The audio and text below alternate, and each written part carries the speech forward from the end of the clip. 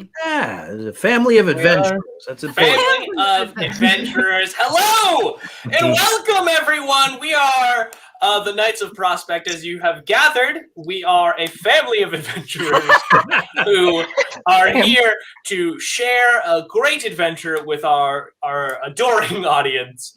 Welcome to the Knights of Prospect. It's a weekly Dungeons World actual play hosted by all of us, I guess, and by 2MB Studios, the lovely, the gracious, the famous 2MB Studios. I am Rob. Hello, weekly.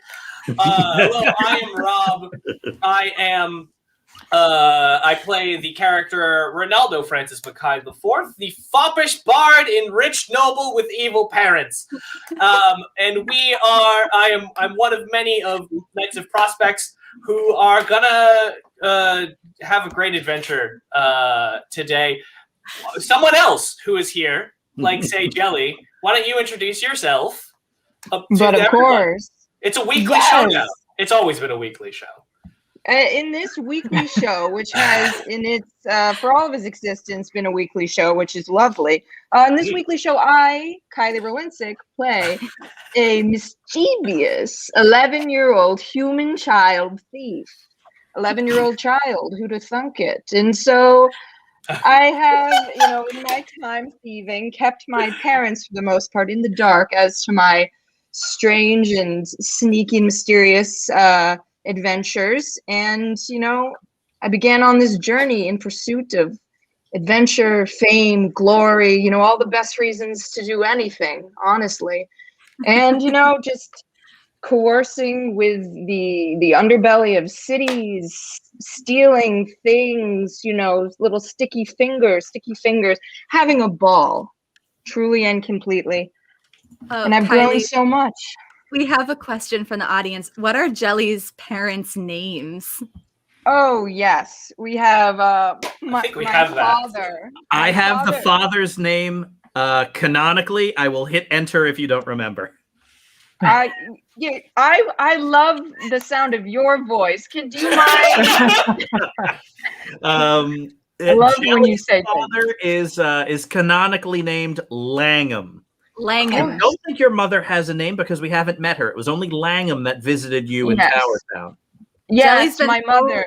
So separated for so long. Yes. Yes. Yeah. It's true. But my mother is she's Corbina. Corbina is my mother. Put it in the log, doc. I'm writing it down. Corbina. Her name is Corbina Blue. Corbina. So is your last name Blue? Corbina Blue. No, she has a two-parter first name. Okay. Is it hyphenated? She's Southern. Great. Yeah, the Southern Riverland. Southern. It's a hyphenate, like a hyphenate. Well, how about Raz? How about you tell us about your character? How about in Raz? as extreme detail as you can. I don't think I'm going to go in that much detail, but I would like to say that I enjoy being on this show. That is weekly. Weekly. My name is Sumit. I play Raspberry, Glowberry, Snowberry. I play a goofball cleric / healer / priest. What have I been up to? I've been up to some things. I'm trying to bring peace to the lands, trying to keep us from going to war. And at the same time, just having some fun with my friends, just hanging out, having a good time. Your family of adventurers. Family of weekly adventurers. Yes. Weekly. Always weekly. Strongly weekly. And strongly weekly. And Kaylee, tell us about your character. My character, played by me, Kaylee Kane, is named Vil. Vil is I love the tempo of the words you're saying. Yes. Vil is an elf, of course, and a grown elven woman, and also is now a forest revenant. And if you don't know what that means, that's because it is an original class. I'm very proud of this, and John Serpico should be as well, because He made it up. Vil is not short for villainy. Someone put that in the comments. It's very offensive. Vil is a classic do-gooder, I think. Yeah, on account of she died. She died to sacrifice herself for Raz, who she also killed, but by accident. So it's kind of righting an accidental wrong with a very purposeful good. Killed him by accident, brought him back on purpose. Yeah, which I think all in all is everything you need to know about Vil as a character. That feels to encapsulate it perfectly. Killed him by accident, brought him back at great sacrifice, very on purpose. Net good. Net good. Thank you. Yeah. Net good. Net good describes Vil perfectly.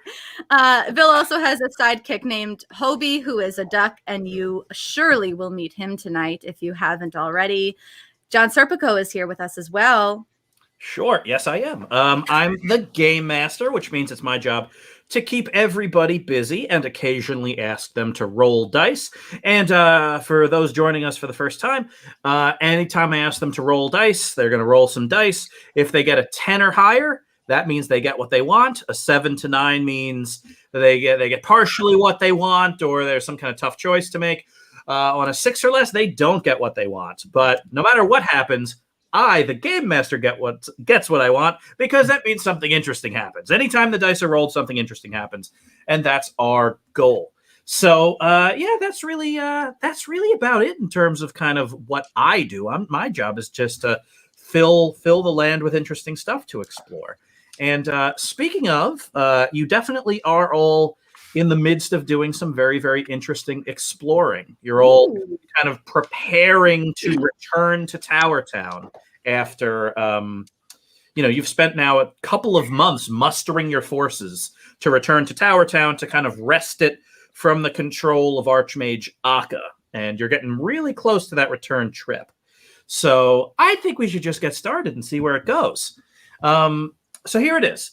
The four of you are being briefed by Tobias, who is your ally and the person that's kind of in charge of the Knights of Prospect returning to Tower Town and freeing it from evil. Tobias is telling you about a person that you need to go find. This person is called the Strategos. This person is going to be in charge of the fleet that you're all currently building in Pheasantsville, where you're headquartered. That's going to sail you home to Tower Town. Essentially, Tobias, question: Is his full name the Strategos? Is that a code name? Is he cloaked in mystery? I need to know. It's just a peculiar name, and we've met someone named Gouda Time, and it's a peculiar name. The Strategos is a military rank. It's a military rank in the theocracy where we are now. The closest thing to it that you would know would be Admiral. Oh, okay. The Strategos is retired from military service, settled in a town called Alaka. It's a few days away. Well, at least that's my intelligence is that the Strategos settled in Alaka. I need you all to go and fetch the Strategos and bring the Strategos back, such that the Strategos could sail our fleet to, well, hopefully victory. Tobias continues on describing the Strategos, and everything that Tobias says about this person makes them sound very impressive. So I want each of you to give me a sentence that you heard about the Strategos. Legend of the Strategos is that he held like a naval siege with only one ship on a heavily armored city, giving the impression that he had actually 50 boats, but was only one. The thing about Strategos. Yes. Mine is just a really quick one. I feel like people probably already know this about him, but it's that the bottoms of his boots are 24 karat plated gold, and it's never dirty. No matter where he walks, no matter what he traverses, mud, muck, sweaty, hot soup that fell on the ground, it's just clean and shimmery and shiny, and that's just part of the lore around him. But you probably already knew that about him. Another legend of Strategos is that he sired dozens of children, close to 100 children. And they've all gone on and contributed things to society, but the thing that frustrates him is that none of them can swim. That is very frustrating. Yeah. We've heard that he is very physically imposing, very tall, very large, and very strong. And we've been told not to attempt to overpower him. He sounds very much like an actual mythical being. I almost don't believe he's real. And the Strategos' name is just as impressive as the man himself. What is the Strategos' name? What is it, Ronaldo? It's Sergio Slamarian. Ronaldo Ooh. always knows people's names. I and know their- heroes. I know my heroes. Bard, after all. A bard, specifically with a mastery in the legends of heroes. So, yes, thank you for recognizing that, Bill. Of course. Sergio Flammarion, the Strategos. So Tobias lays all of this out, and all of you, keeping in mind, you are all Knights of Prospect. You have all been at this point, you know, you are draped in the honor of being Knights of Prospect. You all have stories and songs at this point written about you. You've joined this august order. You are confident and powerful, but at the same time, the more that Tobias talks up Sergio Slamarian, the Strategos, the more you realize, oh, this guy's serious. And you know, you get this kind of big picture. And so you think, well, I guess we got to go get him. So Tobias, you know, all of the Knights of Prospect are obviously in Pheasantsville. Like you're, you know, obviously a small subset of these Knights. And the other Knights are working on kind of equally big and important projects. But this is your task. The sense you get is that the fleet that's being built now is starting to wrap up. Like ship keels are being laid. You're actually bringing in mercenaries. Like it's not just a few dozen Knights of Prospect returning home. The thing that you realize is that Tobias is essentially planning an invasion, because that's what it's going to take. Like all the intelligence he's getting from Tower Town is that Archmage Akka has really set himself up as the military commander of the town, meaning you will not be greeted as heroes.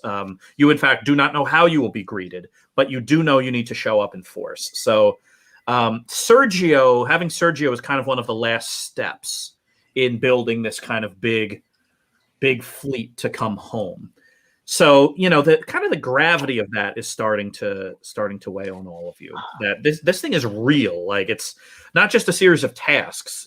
The thing that you realize is, you know, you're looking around and you're seeing folks in armor, like, you know, lead horses into town. You see half a dozen ships in the harbor getting built.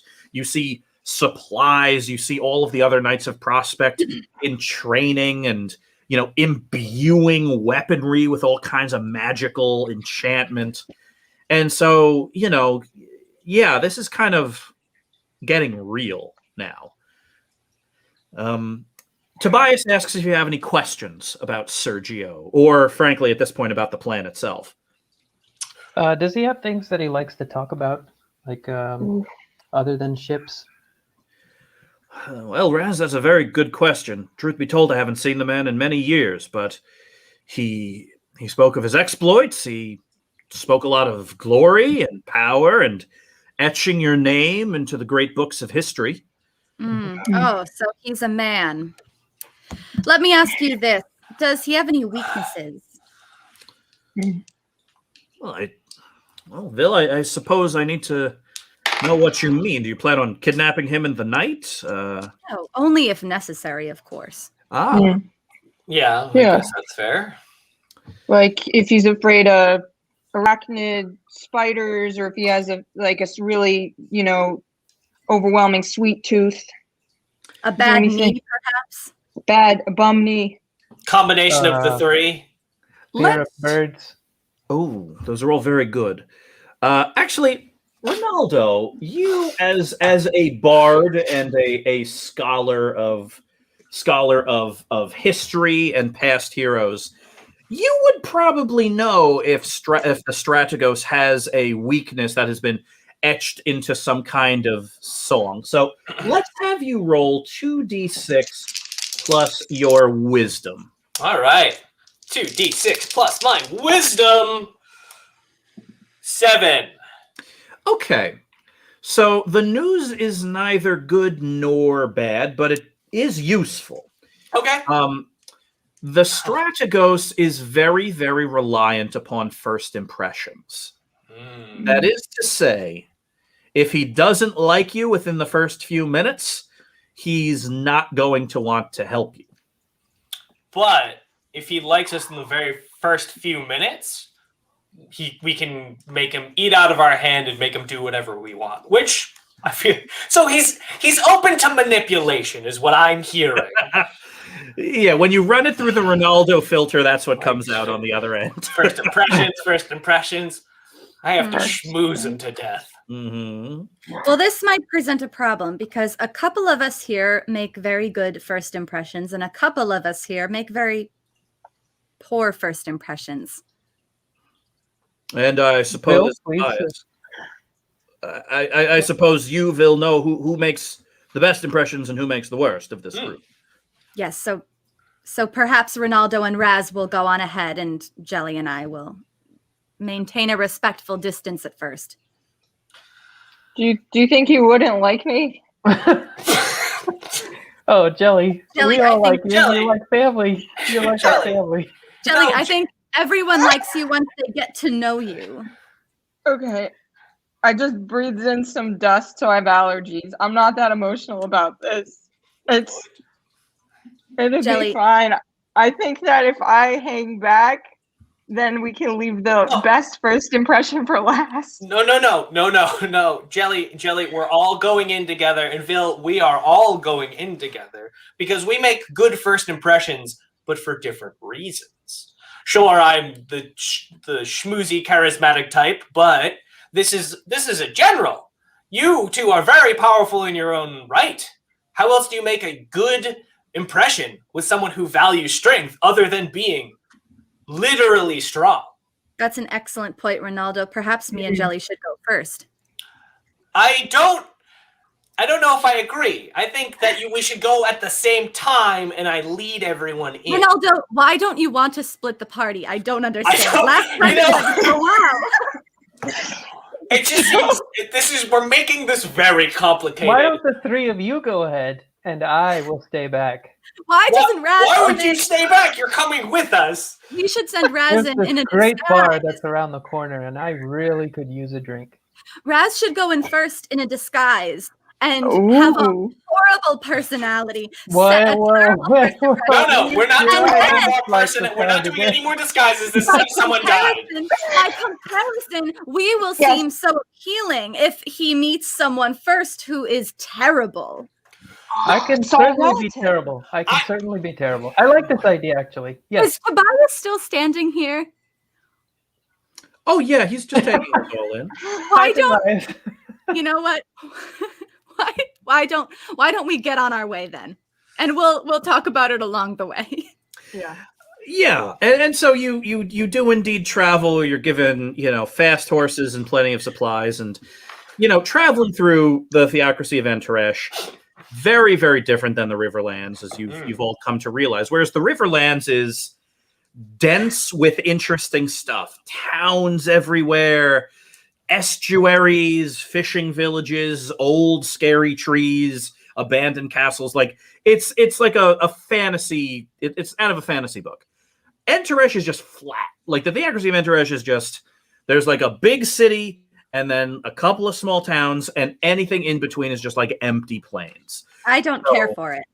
Yeah, not a lot of trees, not a lot of places to hide. The animal life is even fairly sparse. So because of that, you're traveling through a lot of open country, and that gives you plenty of time to ruminate on your on your plan.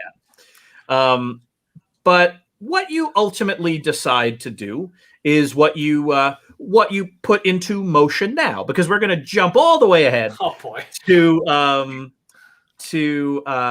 you essentially riding along the road to Alaka. And in Alaka, you need to find Sergio Slamarian. You need to talk to him. But as you kind of come up over, like, out of kind of a depression in the fields, you see Alaka sitting in the distance. What's Alaka look like? What's the first impression from a mile away? It's very much a sea town. Like, it's very much mostly a dock, and things are just kind of built around the dock itself, and just sort of almost wider than it is deep.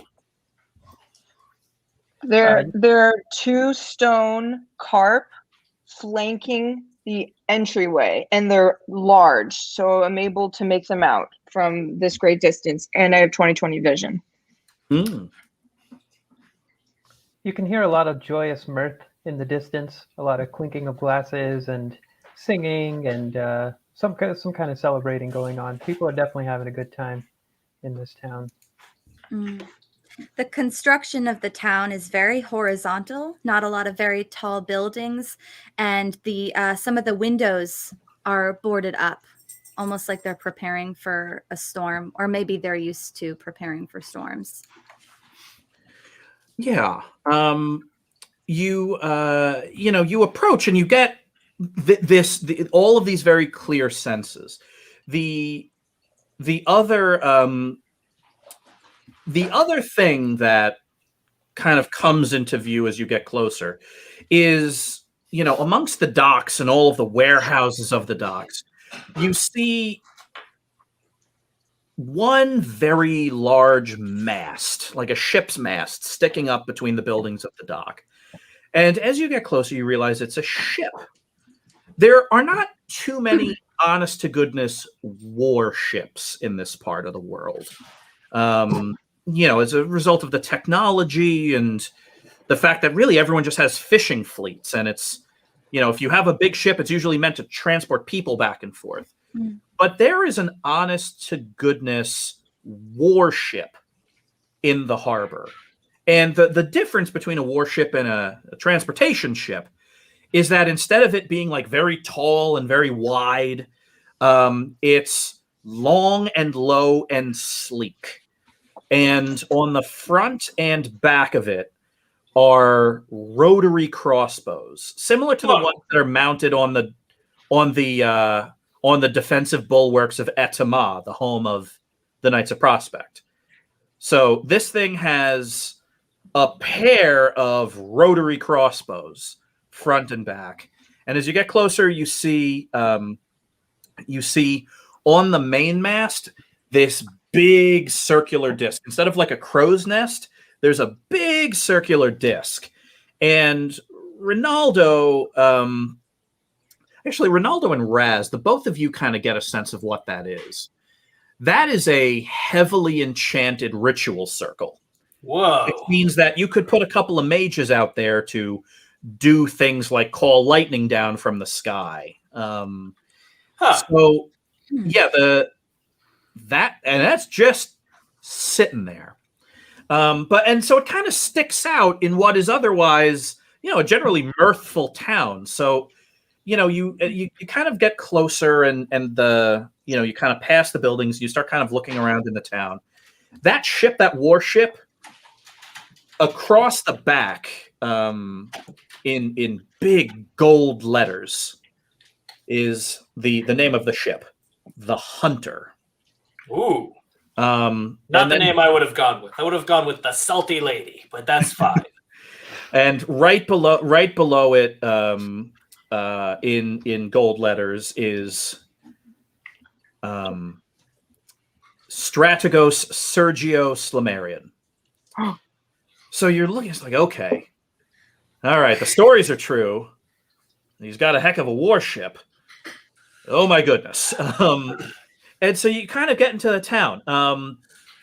There's kind of noise coming from There's a town hall that there appears to be some kind of party happening inside. Huh. But also, like all the other buildings, there's just a lot of activity here. It's just a dense, happy town. So where do you want to go? Shops, the town hall, the local tavern, hang out in a park, whatever you want to do. Why don't we start at the tavern? I feel that after a beer or two, I am always personally more amenable. Yeah, so there's a little bit of liquid courage. So you walk into the tavern. What's the name of the tavern? Not courage. I don't need liquid courage. I'm sorry. I want to clarify. This is liquid. Get along with other people. Drink. You don't need to clarify. We all like beer and we all like you and you don't need to. You're good and people like you. Everyone needs to know that I have plenty of courage. That's not something I need more. You are the most courageous person I have ever met. You face death without blinking an eye. So public speaking or perhaps personal speaking is also something you have a lot of courage to do. The name of the bar is Liquid Courage. Liquid courage. Wow, how convenient. So yeah, you all walk into Liquid Courage, which honestly is a great name for a seaside bar. It is actually. That's good branding. That's great branding. And yeah, you walk in and you're all kind of chuckling about Liquid Courage, and Vil is insisting that I'm not chuckling about it. No. This is about liquid affability. No, you're so courageous, Vil. You are so courageous. The bartender flashes you all kind of a big grin and kind of slaps the sign behind the bar, which clearly used to be hanging outside. Hey. It's not just a clever name, Sure. All right, what are we drinking?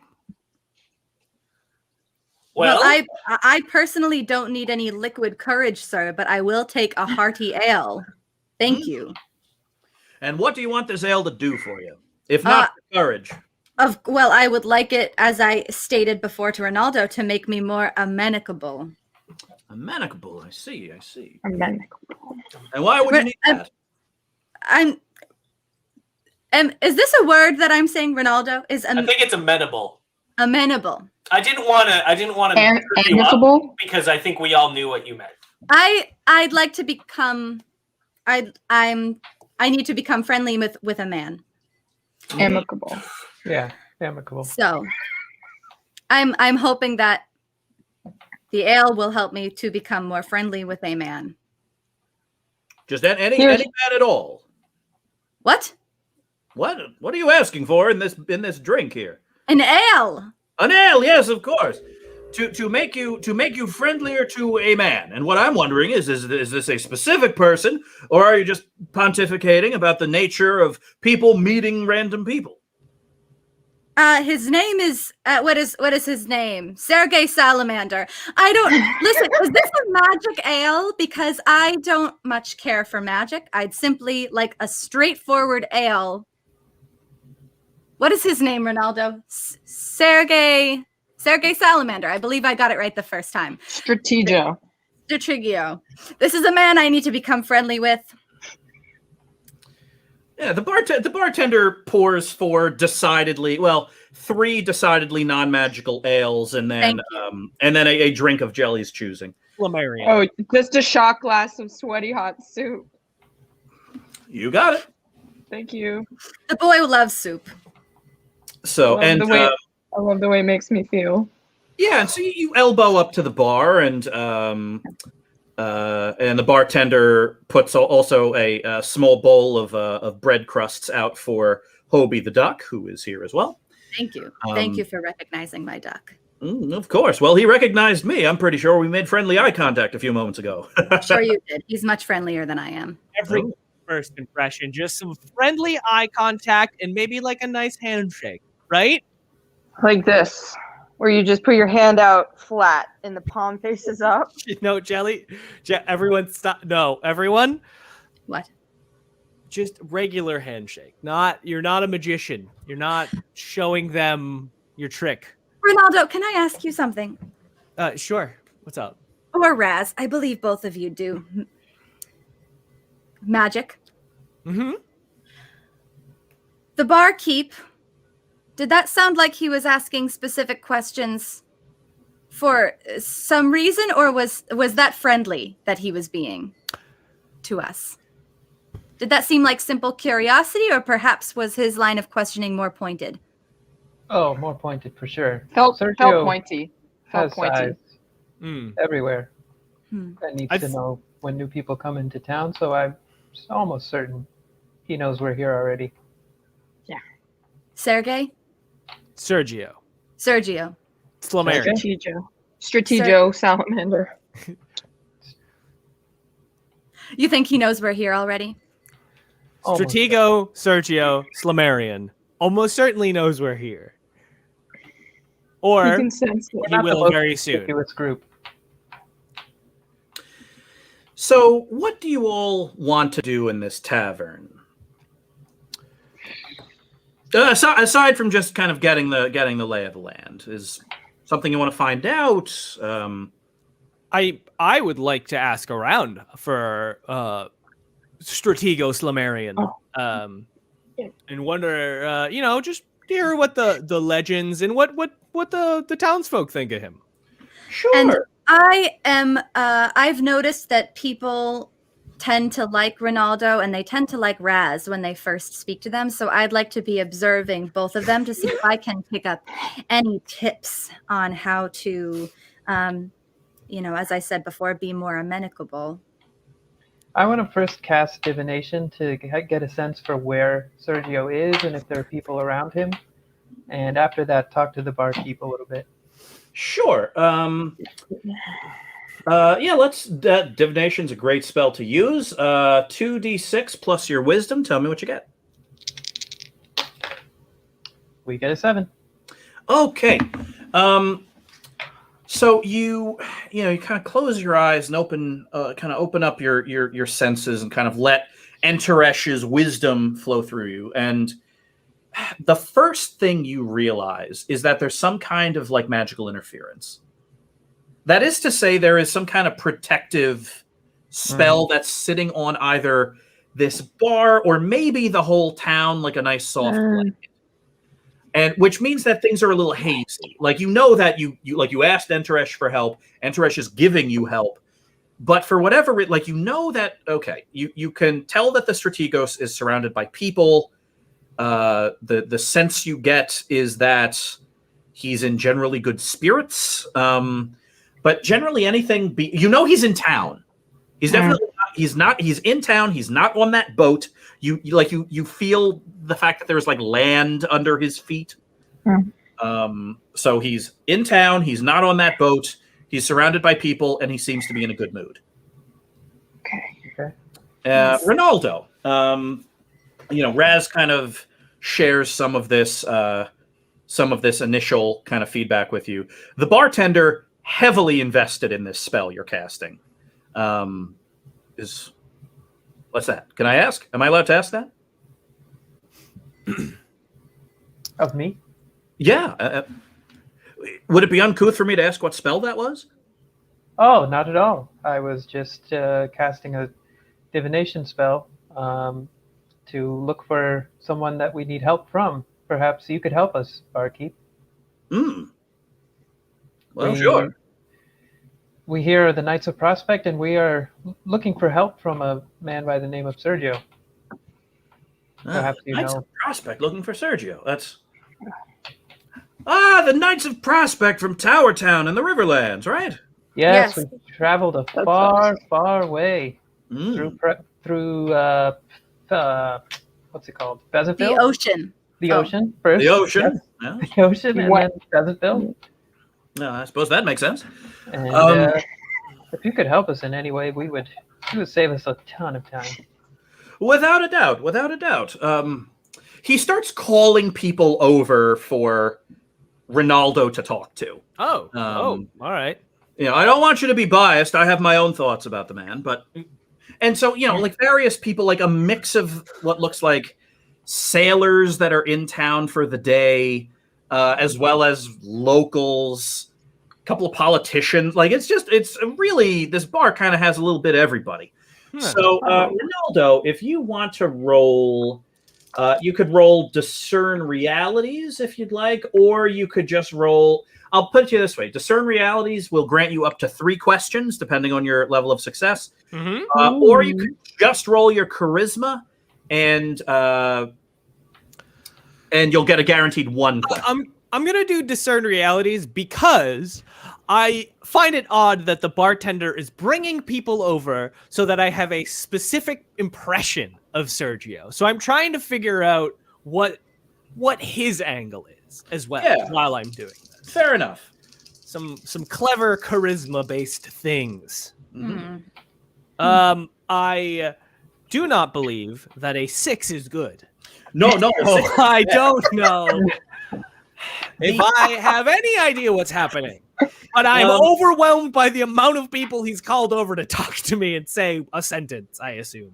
Yeah. The sense you get more than anything else is that either the bartender or the people in this bar, or some combination of the two, are playing a trick on the out-of-towners. But you don't know why. Like, it just seems kind of mean. I just want to know where this guy is. I'm sure he's a lovely guy. I'm sure his boots are very shiny, Mr. Michelson. I just need to know where he is. Incredibly shiny boots. You know, he wears those things on his ship. That's so lovely. Where does he spend his time when he's not on his ship, perhaps? Here in town. Where in town is that? Well, if I was to ask you, where do you stay all the time? What would you say? I would tell you. Ronaldo, you're making your frustrated face. What's going on? I am making my frustrated face. They're telling you tons of information. But they're not answering the question I'm asking. I think he's razzing you. Raz, what do you think? What? I think he's messing with you. Messing with us? Right, Joey. I think he's bullying us. Well, You think there's something in these drinks? Have we been poisoned? should I poisoned? No, we couldn't have been poisoned. I feel fine. I just feel flustered. Should I threaten the barkeep? No, you should not threaten the bartender. Sorry, I didn't mean to yell, Mr. Bartender. I don't even know what your name is. I apologize. Right.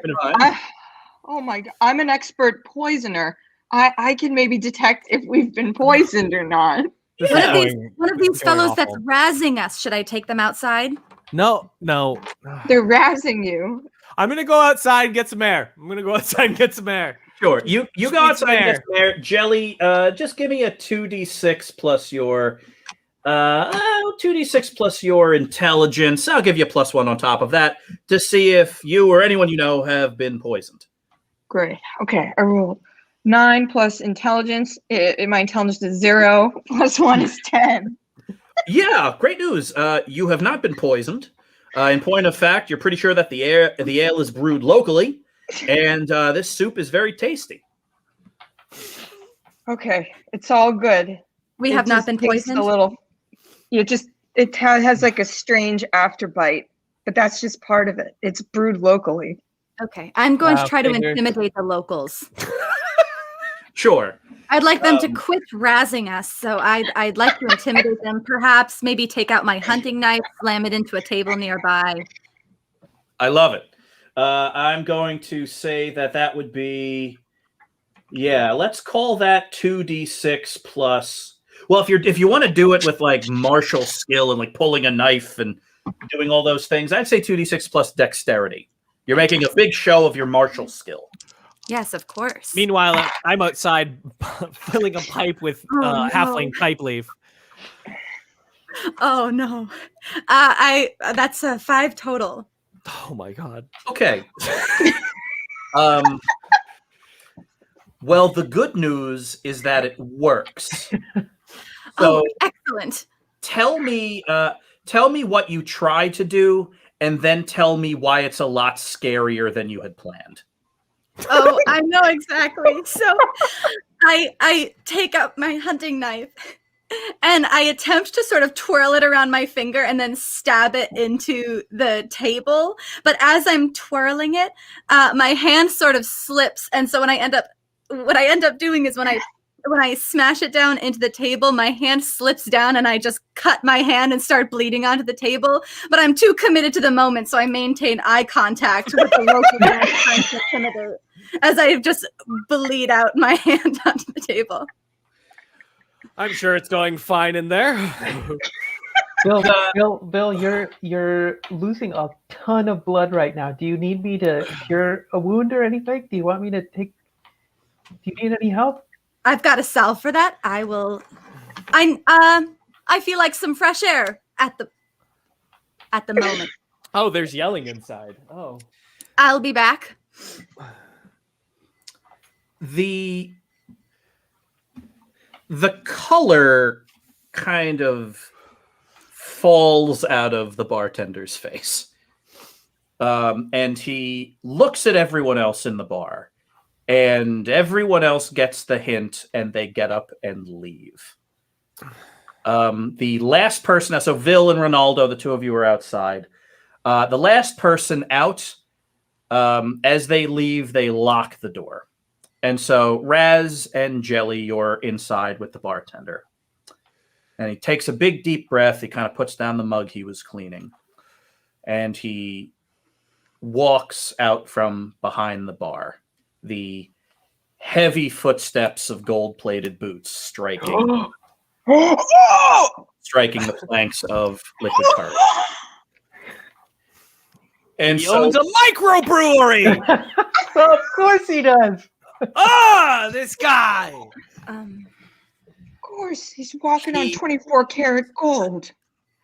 He leans against his bar and just takes the measure of you. And he's a lot taller now that he's out from behind the bar. You realize that the bar's actually sunken in about 6 inches.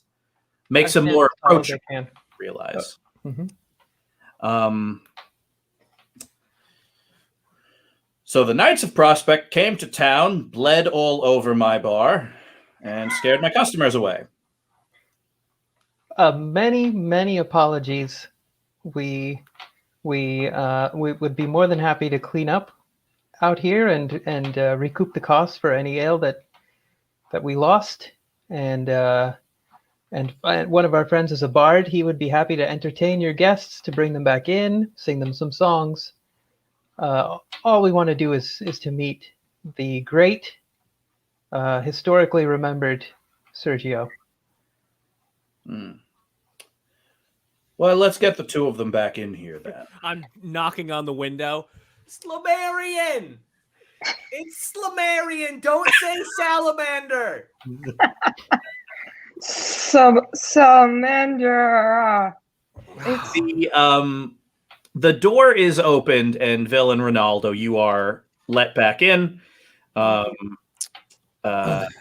Sergio rolls out a mop and a bucket and hands you all rags, and sits at a table and quietly eats some lunch while you clean up all of the blood and at least one broken glass. Vil, are you okay? Do you need me to attend to you? I'm fine. God, this ale it's like blood Sticky. on the way it's stained, and this blood is kind of like how the ale stained. I don't know how to clean things. God, I'm using all my strength. I'm with the force of my entire body. I'm throwing into these strokes of this rag against this Why? floor. Why do hands bleed so much? Sure, there's a reason a scientist would know, but not a bard. Oh. You put the place into order. It doesn't take a lot of time, just a lot of sweaty effort for a finite amount of time. And when you're done, the Strategos kind of gestures for all of you to join him at the big circular table that he's taking his lunch at. Thank you. 1,000 apologies, Mr. Slamarian. We clearly were overthinking our attempt to meet someone as, well, almost mythical in reputation as you. And we let our tongues get tangled, and made some mistakes. It looked Which like a bunch is of very buffoons. bizarre because we almost always underthink. Hmm. Vil What does did have a they say about me? And who's they? Was it Tobias? point. Yeah. Ah, And also some of the legends, many legendary songs about the one ship siege where seemed like you had 40 ships. The gold boots, those magical? Yeah. I've always wondered about those. they are. Well, that makes sense. Wow. You're Yeah. like larger than life. The fame and the glory. God, the only reason to do anything. And You I've had a got it. whole lifetime of it. And I think I'm done of it. That was kind of going to be my first question for you. Really? Why did you stop? Why did you settle down? When did it become too much? Hmm. You know, that's a good question. Thank you. I think I just woke up one day and I said, what am I going to do today? Why do I do what I do? And I pondered it as I looked at the hold of the hunter full of jewels and spices and fresh cut Ooh. timber. And I said, oh, well, I'm doing this for the money and I have more than I can spend in a lifetime. And so when your motivation is money and you have enough, you tend to not be motivated anymore. Enough. Wow. What a novel idea. Hmm. You're a good man, Sergio. Most people, the greedy one would just continue. Clearly, that was never it for you. Well, I have what I want here. This Nice. is a great bar. The Thank Liquid Courage is an incredible name. You For know, an I East thought Side that it bar. would be an incredible name. Such when a I good thought of name. it. It's a pretty The- good name. The branding. But I have a bar, I Outstanding. have a deep port for my ship. And as of yesterday morning, I was elected to my third term as mayor. Man. Oh. Sergio, They're still in the town hall celebrating, but I have a business to run.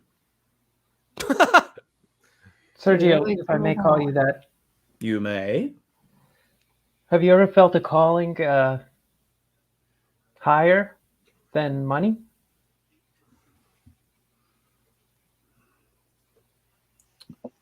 Once, when I led my ship and only my ship against the armored city of Brand. That I didn't do for money. Not since then, though. What did you do it for? It'd be too romantic to call it love. I think I was just righting a wrong. Righting a wrong. Wow. So you do sometimes do things for sentimental, you said not romantic, but kind of romantic reasoning. Yes, I suppose so. If I take the measure of something and realize that I can put my thumb on the scale in the direction of what I consider justice, sure. But for now, you'd rather sit here in this town on your pile of money? Ouch. What Bill means to say is, I believe, that you may be well aware of who the Knights of Prospect are, a mercenary company with a legendary history, much like yourself, resting on laurels of defending cities all across the land. Justice. And we here are members of the Knights of Prospect, and we stand before you a broken company. We are split from the rest of the members of our crew. We are weaker than we once were, and yet we are in more danger than ever before. There is a dark wizard that has taken over our lands, that is insidiously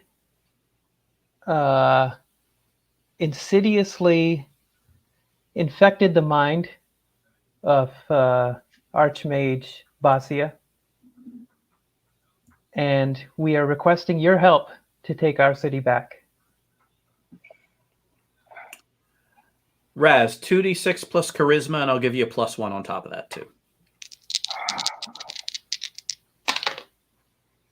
Oh, mama.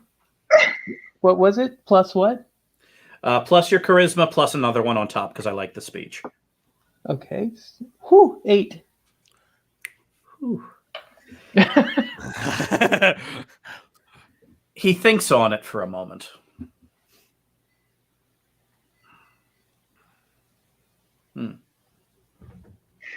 I find a great deal of satisfaction helping people with their problems, you know. I get to do that every day in this town. But if I am gone, who shall help my people? One of us, the Knights of Prospect, can take your place if you so have it. One of you, an outsider that came into town and bled everywhere? Definitely not one of the 4 of us. But We can leave the wisest among us. Perhaps we can offer Gregory.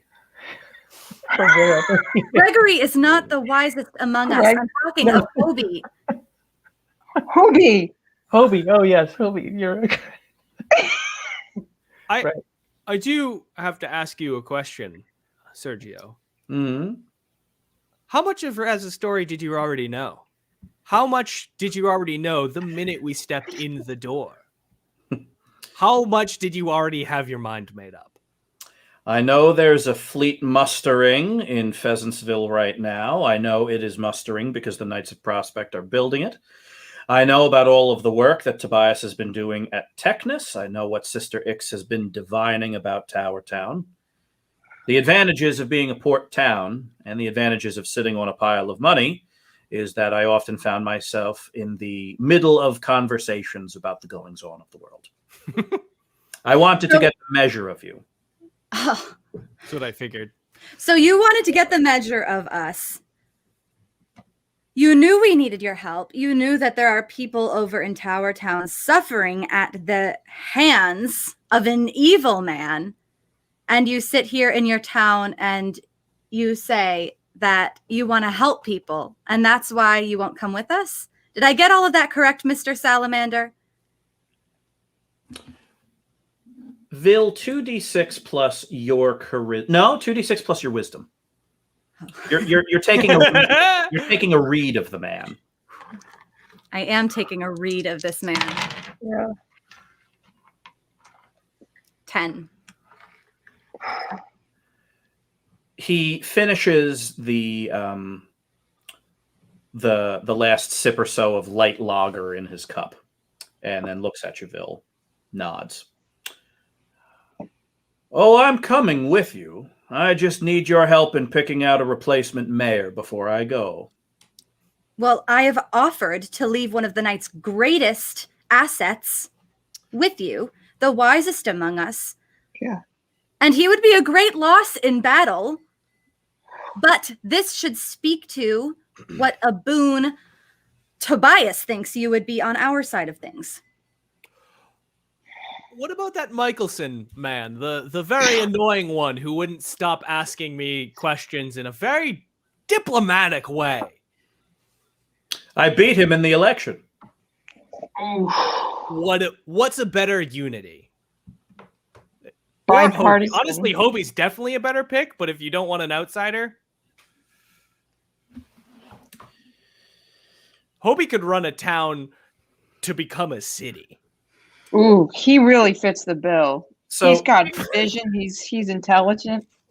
So here's the question. It was a good joke, Jelly.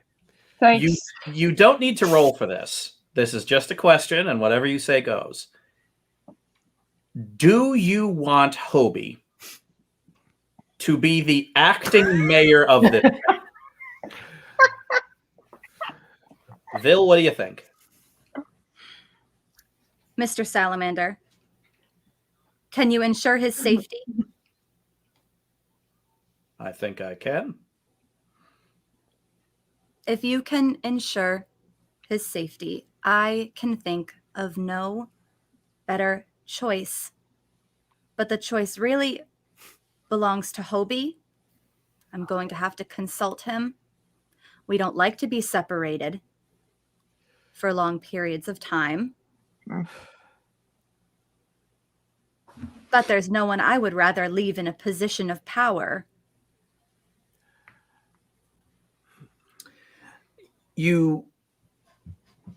Hobie was giving you all a comfortable amount of space to talk to Sergio. He's still at the bar picking at the crusts. And Vil, you sidle up next to him, and he looks up at you.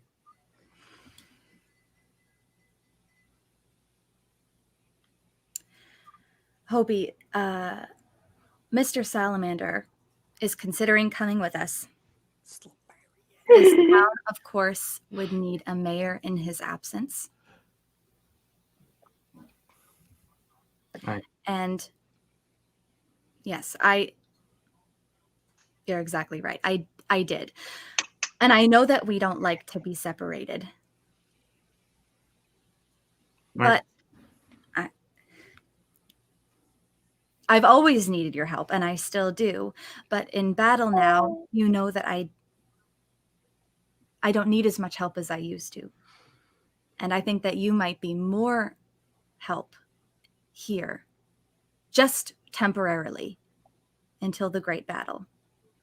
You know I always worry about you on the battleground anyway, so this would free up my mind to focus on that.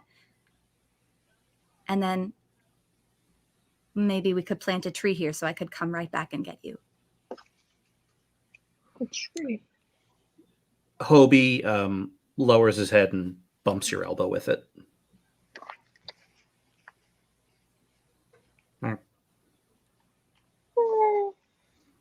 I know you will.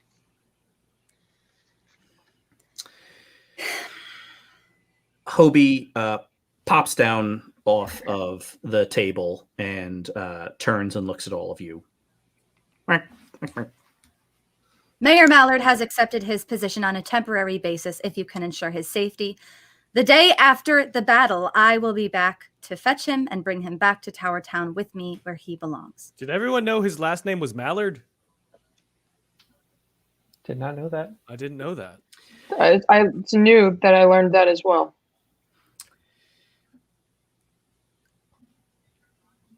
Strategos Sergio Slamarian kind of gets up, dusts some of the crumbs off of his pants, and heads into a back room of the bar. Where?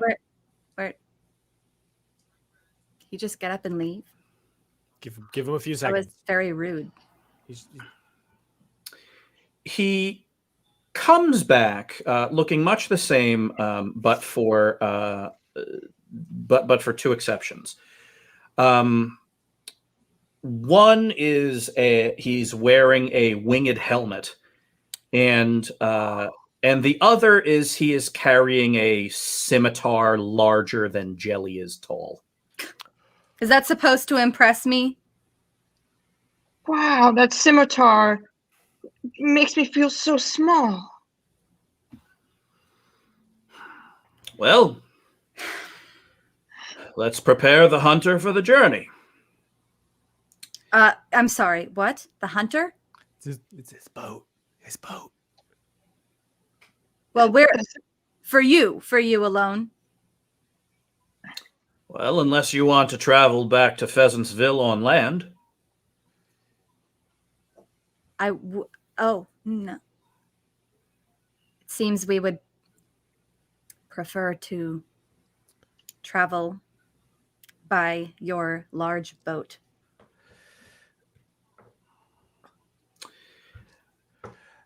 And so you leave the bar.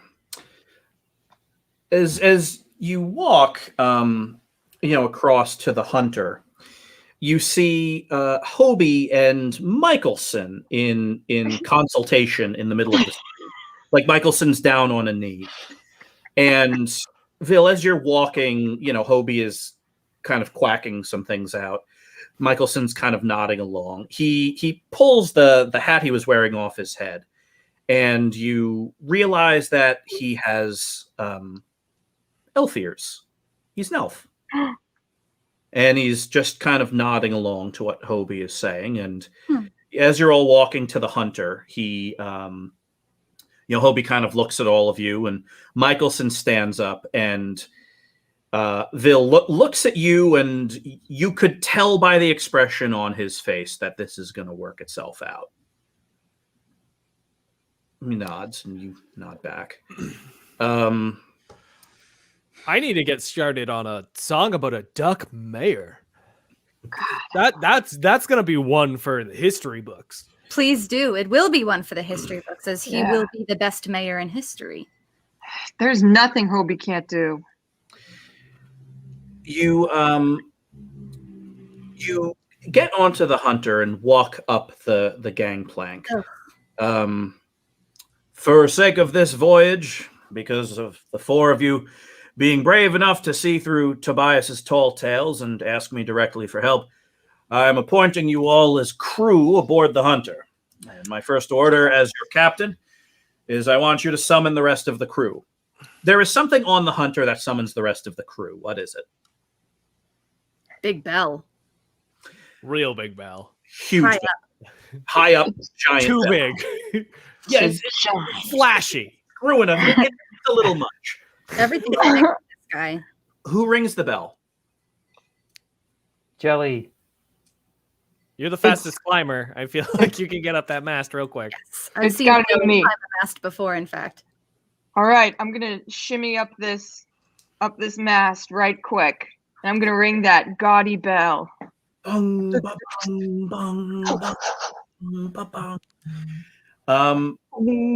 Emerging over the next few moments from various buildings all over town and from the fields outside of town are sailors. Many of them with gray at their temples, but every single one of them looking like they've spent more time on the sea than on land. Bringing bags that were clearly already packed. And they start loading on with weapons, slapping each other on the shoulders, asking how their families are. Mr. Slumerian, if I may, or Strategos, I don't know what your preferred title is. Now that I'm on this ship, it's Strategos once again. What does it say? Strategos. There was a lot I did not expect from you. I expected some of the tall tales to be true and some of the tall tales to be completely fabricated and, as you know, word of mouth goes. The thing I didn't expect about you. The scimitar. No. The thing I didn't expect is that you manipulated all of those tall tales. You, sir, are a bard, aren't you? He smiles for the first time since he served you all drinks. You son of a gun! And Look at his teeth.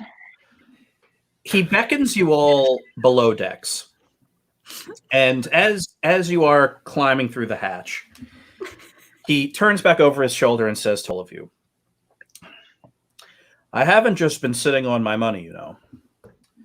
I used a lot of it to turn this town from what it once was, an abandoned ruin, into a thriving, happy, safe port. I also used it to give a comfortable life to every single person that served on my crew and their families, all of whom own land now in this town. A lot is better because of the things I did for money. Though I did save a little for myself. Creature comforts on my floating home. And he gestures to the to below deck, this level of the ship below the main deck. He built an entire grove down here. The ceiling alight with magical glowing fireflies, beautiful twisted trees. And in the middle, a small magical fire that stays lit. Around that fire are instruments, musical instruments. Some of them you know, Ronaldo. Some of them you know, Vil, and frankly, you're surprised that someone that's not an elf has some of these. Well, Jelly, there's a painting of one of the instruments down here, and you tried to steal the painting of this thing. And Raz, there are holy bells. well, Mr. Salamander, I have to say, this is the least detestable boat I've ever been on. Hmm. Why do you call it the Hunter?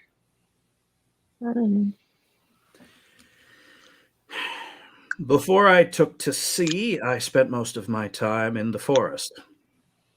That's where I first met Michelson. In the forest. Spent a lot of my time there doing things for money I would have preferred not to. So I decided to at least take myself to sea where I could make even more money. But now that we're done, I've realized I was most happy. I was most happy when I was at sea thinking of the forest. And then he gestures as a butterfly kind of flits from one tree to the next. There is much for us to discuss about strategy. He sits down on, a rock around this fire and picks up this big, beautiful mandolin that's from a far-off place you've never heard of, and he starts to strum. But first, my friends, we shall sing. No better way to get to know each other than to sing together. Yeah. No, thank you. Thank you for the offer. I'll play these finger cymbals. Sounds good. Ding. And we're going to end it right there. Oh, he's such a mysterious guy. He's so mysterious. He's got such gravitas. He's dripping in it. He There's is not what I expected. cooling in his boots. Wow. I do have to admit, you made me die when you were like, "Oh, he's a man." It's like, yeah. Vil has had enough of powerful men. Yeah. and it comes out when they come around. Oh, so funny. Yeah, I didn't know how the Strategos was going to come together. Mm. All of the stuff that you laid out at the beginning was stuff that, ended up getting into his DNA by the end.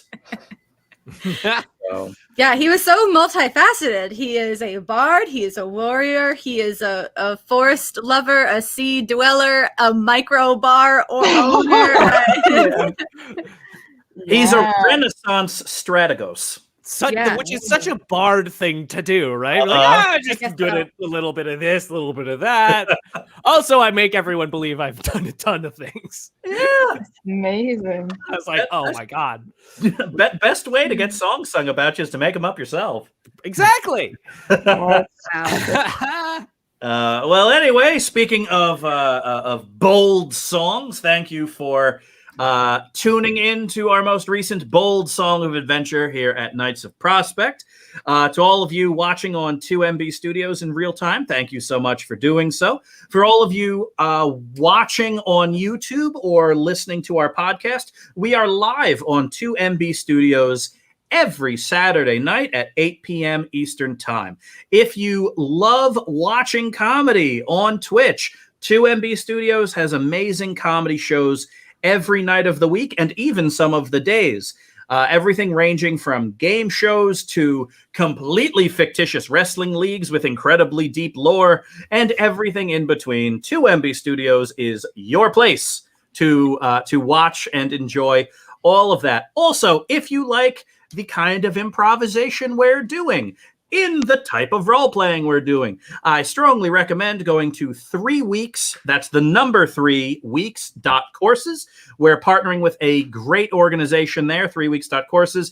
They offer a variety of amazing classes, all 3 weeks long, usually 2 hours a week. You can learn everything from how to run a game like this in our improv and role-playing class to career planning, financial advice, getting more comfortable in your body with various body movement classes, and everything in between there as well. 3weeks.courses, if any of that sounds awesome. Thank you all very much, as always, for joining us here at the Knights of Prospect, and we will see you next week. Bye. Bye. Weekly. Weekly. Bye. Weekly.